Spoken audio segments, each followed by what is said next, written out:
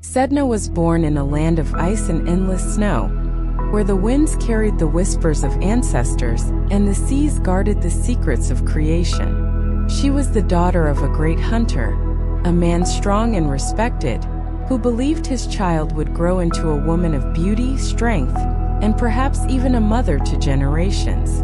But Sedna was different. From an early age, she was restless, unyielding, and full of spirit. She laughed at suitors, turned away from men who offered her comfort, and rejected those who sought her hand. Her father begged her to choose a husband, but she refused. She wanted more than marriage. She wanted freedom. But fate has its way of reshaping even the strongest hearts. One day, a stranger came to their village, a man wrapped in thick furs, his face hidden beneath a hood. He promised riches, warm furs, endless fish, and a life of plenty. He promised her a home unlike any other, where she would be treated like a queen. Sedna's father, tired of her refusals, pressured her. Against her will, Sedna was given away. She left with the stranger, carried across the frozen sea in his kayak. When they arrived at his island, her joy turned to terror. The stranger pulled off his hood, and Sedna saw the truth. He was no man at all. He was a great spirit of the birds, a raven being who had tricked her. His home was not a palace of riches but a cold nest of bones and feathers. He gave her scraps, not feasts. She cried, but there was no escape. The winds howled and the seas kept her trapped. Her father, haunted by guilt, finally set out to bring her home. He rowed across the waters, and Sedna wept with relief when he reached her. He lifted her into his kayak, and they began their return. But the bird spirit soon discovered her escape. With wings that darkened the skies, he followed them, screaming, summoning a storm. The sea rose in fury, waves crashing like mountains, winds ripping across the boat. Her father feared for his life. He feared the spirit's wrath. In his panic, he made a choice that would shape all of Inuit history. To save himself, he threw Sedna into the sea. She screamed and clung to the edge of the kayak, her fingers gripping desperately. But her father, blinded by fear, struck at her hands with his paddle. Blow after blow, he shattered her fingers. One by one, her frozen fingers slipped into the ocean, and where they sank they changed. From her severed fingers the seals were born. From her hands came the whales, the walruses, and the fish. From her blood rose the great life of the sea. Betrayed by the one she trusted most, Sedna sank beneath the waves. But she did not die. The ocean embraced her, claimed her, transformed her. She became the ruler of the deep, the goddess of the sea, her hair flowing like black water, her eyes glowing with fury.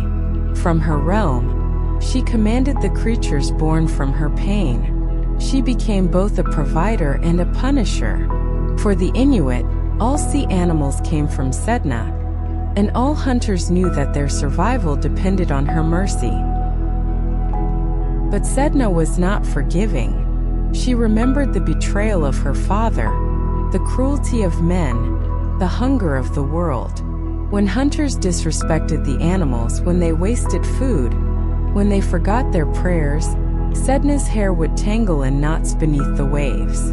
The spirits of the animals would be trapped in her snarled locks, and no hunt would succeed. The people would starve until a shaman descended into the sea.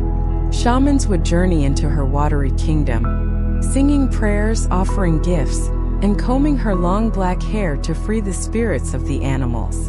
Only then would Sedna release the creatures back to the world above, allowing the hunters to live again. Her story spread across the ice. Every hunter knew that to survive, respect must be given. They honored the seal, the whale, the walrus, for each was not just an animal but a piece of Sedna herself. To dishonor the hunt was to dishonor the goddess, and to dishonor her was to invite hunger, storms, and despair. Yet, beneath her rage, Sedna's story holds a lesson deeper than the sea. She is not just a goddess of anger. She is the goddess of survival, of transformation, of pain turned into power.